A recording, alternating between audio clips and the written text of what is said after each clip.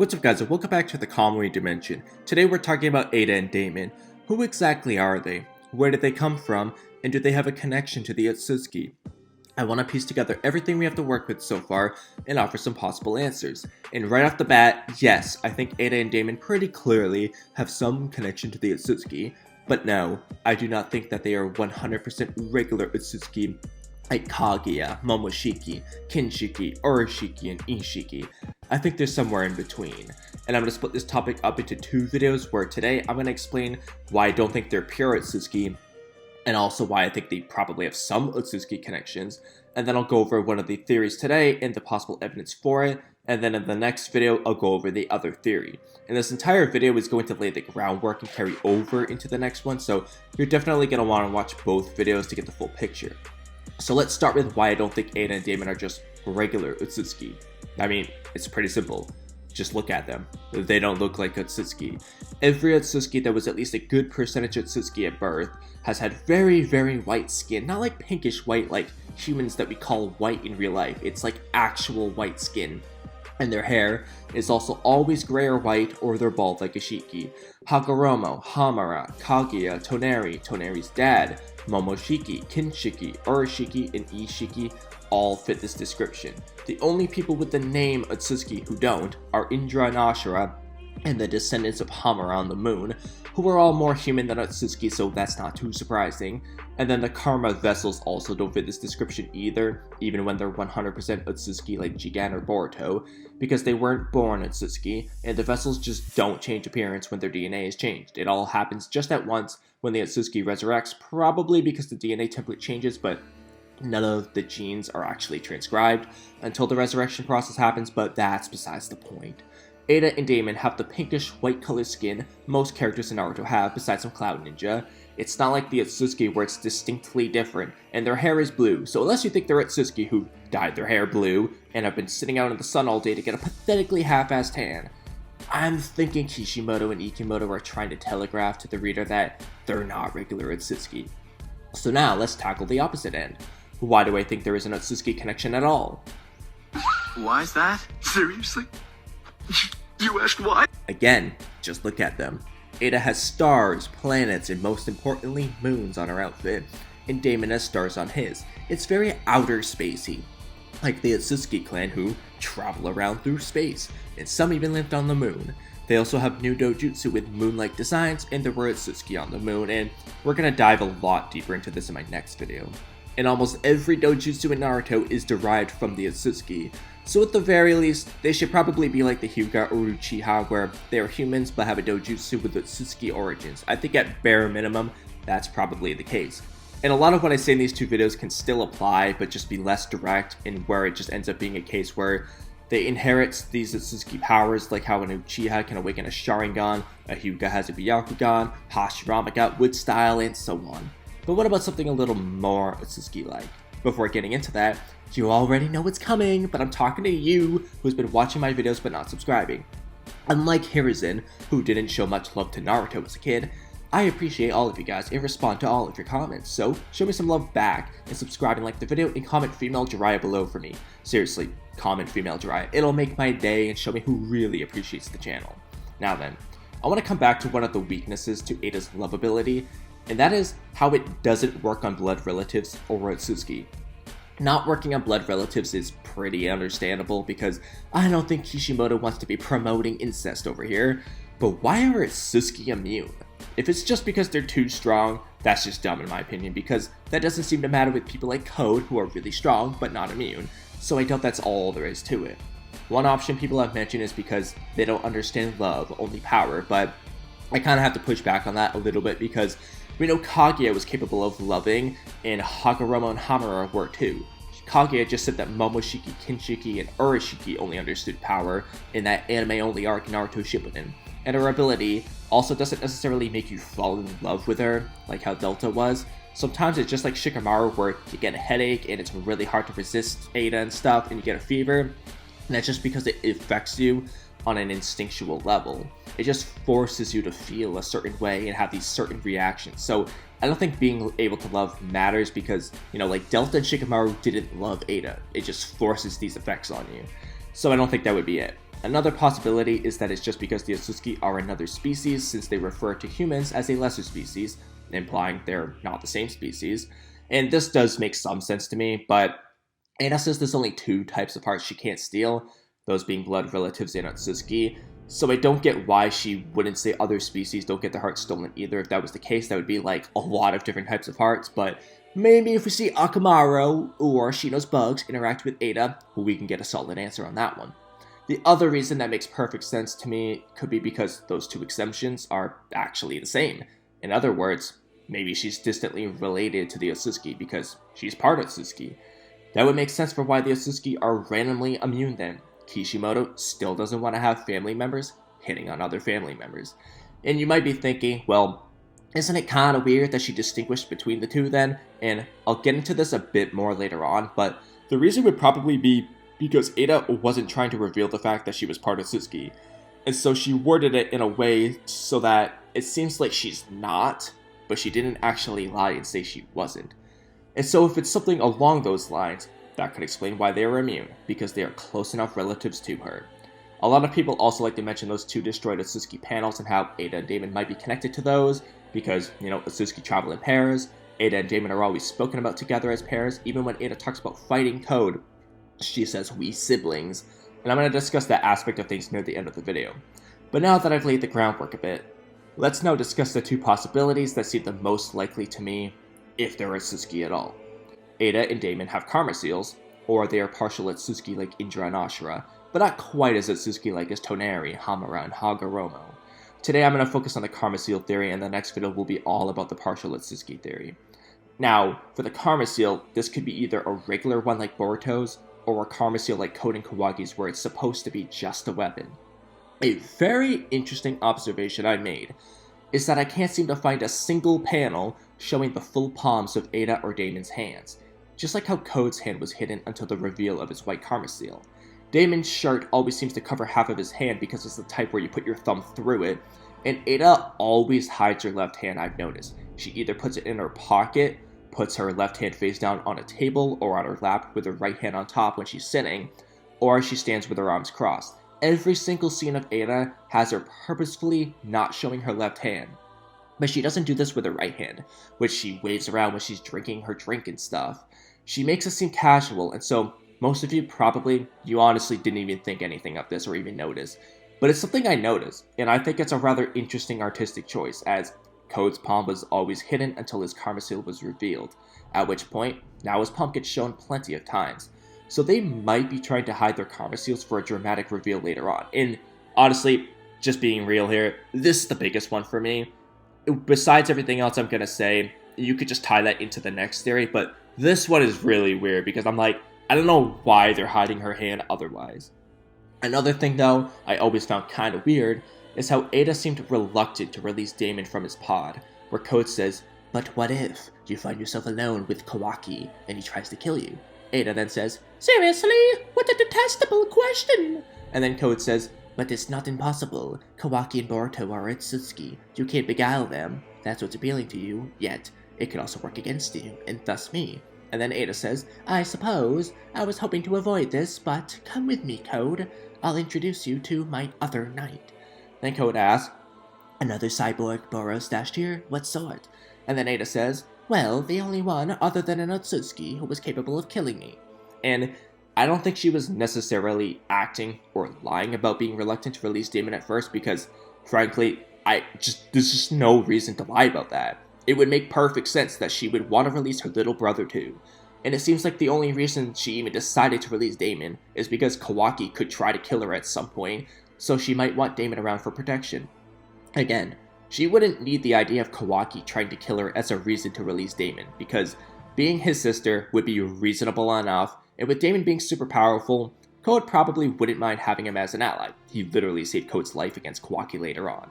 So I think she genuinely didn't want to release him at first. So the natural question becomes, why not? At first, her dialogue indicates that it's because Daemon is one of the few people who can kill Eida, and so that's why she was reluctant to release him, but that doesn't really make sense, because the whole reason she supposedly released him was in case Kawaki tried to kill her. So if she was worried that Daemon would do the same, that just sounds like it would make the problem worse, not better. Furthermore, Daemon has shown that he's very protective of Eida and cares about her a lot, and he's very willing to listen to what she says, as he tells Code he better be serious about his feelings for her, or else he would slaughter him if Code makes Eida cry, and when he's about to tell Code more about his abilities, he listens to Eida when she tells him to stop, and says he won't tell Code more because Eida said so. And it goes the other way too, as Eida seems very protective of Daemon, not wanting Code to know too much about Daemon's abilities and being very upset when Code pulled Daemon onto the battlefield without her permission. Eida seems very confident in Daemon's abilities, since she thinks Daemon could beat Code before his limiters were off, and that she and Daemon together could beat Code even after the limiters are removed. So it's not because she thinks Daemon's fodder and is gonna get his ass whooped, and it's not because she thinks Daemon is gonna go and kill her either, so why was she so reluctant to release Daemon, and why is she so worried about him going places and doing stuff without her permission? Why is that? Seriously? You asked why? There's two possible reasons that I think make a lot of sense. The first reason is because she doesn't want people to catch on to Daemon's weaknesses, so that's why she didn't want him to explain how his ability works to Code, and why she doesn't want Daemon fighting battles without her permission, because they might catch on to those weaknesses and put him in danger.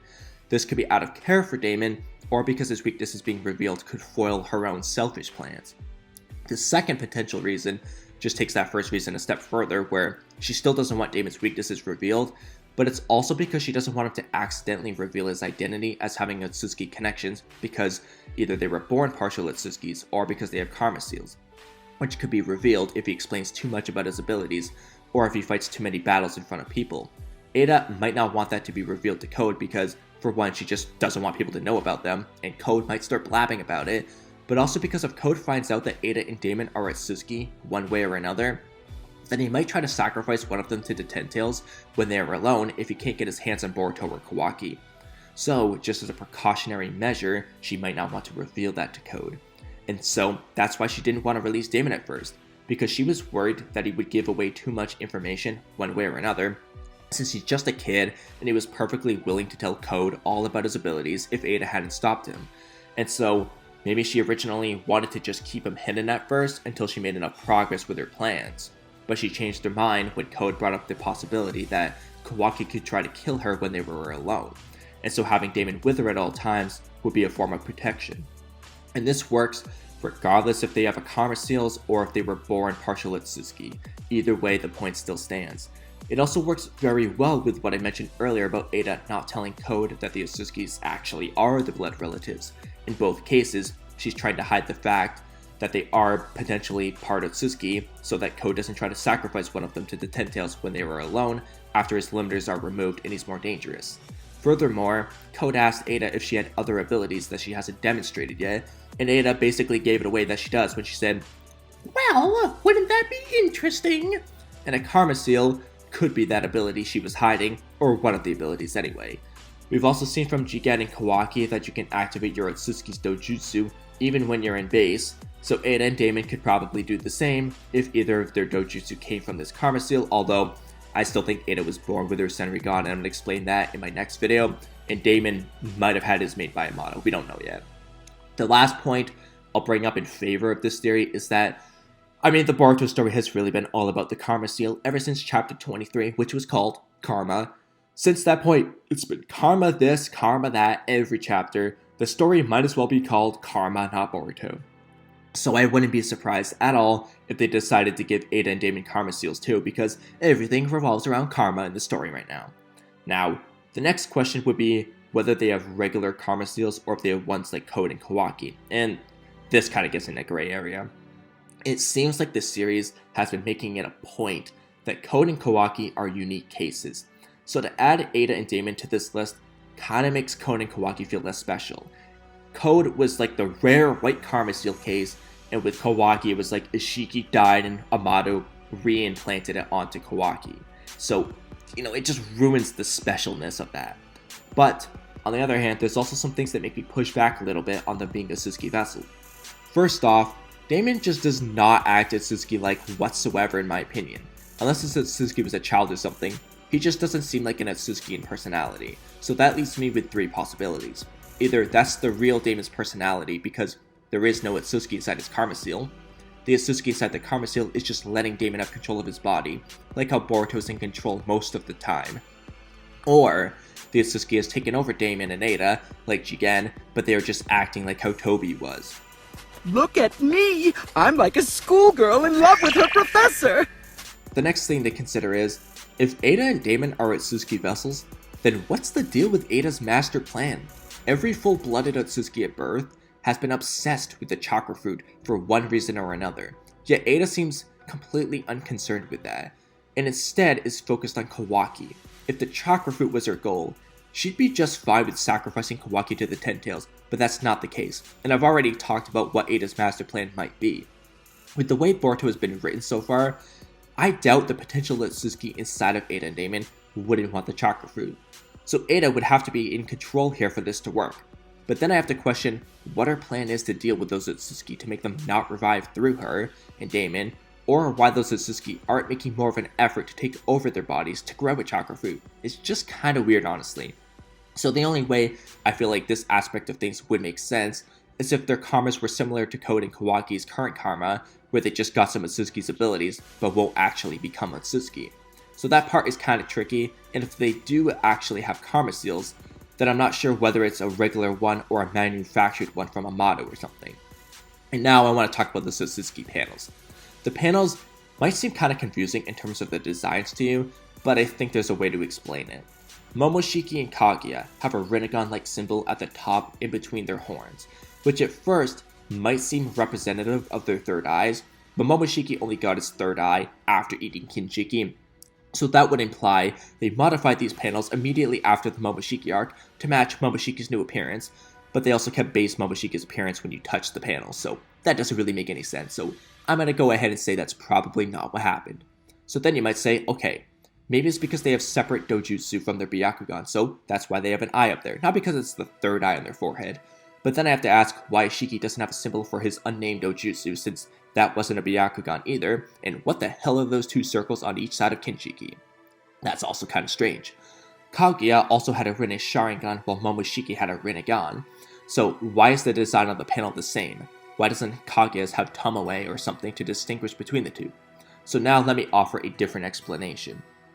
In the manga, on the upper destroyed panel that is in line with Kaguya and Momoshiki, it looks like there is another eye symbol on that panel, and from the little bit we can make out from it, it looks like that same Rinnegan symbol with the circles within circles, and it's right in line with Momoshiki and Kaguya's, who are in the same row. So I think all three of those have that extra eye symbol, and then the other three probably don't. And I think that symbol might represent the power of Rinne, as in a Rinnegan like Momoshiki, or a Rinne Sharingan like Kaguya, where maybe that power is seen as a sign of nobility or something, as Momoshiki is referred to as Lord Momoshiki, and looks and is treated kinda like royalty, and Kaguya was called Princess Kaguya. And I've talked about this sort of thing in greater detail in my video about the Karma Seal vessel requirements, but that might be what's going on there. That symbol represents the power of Rinne and might be a nobility thing. But Ashiki just designed the panels by power or something, because, he's super strong. Who knows? Doesn't really matter. Or maybe it has absolutely nothing to do with nobility. But I think at least the power of Rinne part makes sense. If you have a dojutsu called Rinne something, you get that symbol. But with that in mind, Eida's Senrigan and Daemon's dojutsu seem pretty irrelevant to anything Rinne related, both in powers and in design. And to be honest, I think those two panels are probably independent of Eida and Daemon, and if they turn out to be partial Otsutsuki, as I'll talk about in my next video, then they probably wouldn't be on those panels, because as far as we know, no other partial Otsutsuki is on those panels. And we would also have to question why there aren't panels for Urashiki, Toneri, Hagoromo, and Hamura. And especially considering the whole Rinne thing, you would think that either Hagoromo and Hamura are on there, with Hagoromo being the one on top, or Urashiki is on that panel and another Otsutsuki is below him. I don't get why they wouldn't have a panel if Eida and Daemon did as partial Otsutsuki. Especially Urashiki, since he's a pure-blooded Otsutsuki. He's just anime only, so that's his problem. And Toneri and Hagoromo and Hamura are all completely normal canon, so it's still weird for them to not be on there. However, I'll play devil's advocate for a moment. Let's say hypothetically, Urashiki put a karma on Eida, and someone else put one on Daemon. This could explain what Eida might be hiding from Code. Eida has some very long bangs that cover all of her forehead, so she could possibly have a third eye that comes from that Otsutsuki who gave Eida a karma seal, or the Otsutsuki who Amado based the manufactured karma seal on. And that Otsutsuki could be the one that's represented on that destroyed panel, one that has the power of Rene, and Eida can access that power too via the karma seal. Let's say it's Urashiki, because he had 2 different colored Renegons he could switch between before he ate them, and transformed and got a new one on his forehead after transforming. Or even if Eida doesn't have a third eye under those bangs, she might still be able to access the power via the karma seal or something. This is the only way I can see Eida and Daemon being connected to those Otsutsuki panels, if they have karma seals connected to those Otsutsuki, with Eida's Otsutsuki having the power of Rene something, and her Senrigan is something separate. But honestly, I am a bit skeptical on this right now. The things that hold the greatest weight in my opinion are, most importantly, the fact that Eida and Daemon's palms are never shown, and Eida specifically keeps hiding her left hand. She admitted that she's hiding abilities from Code, and the story is all about karma seals these days. Otherwise, I probably prefer the theory that they are just partial Otsutsuki, kinda like Indra and Ashura, which is gonna be the topic of my next video.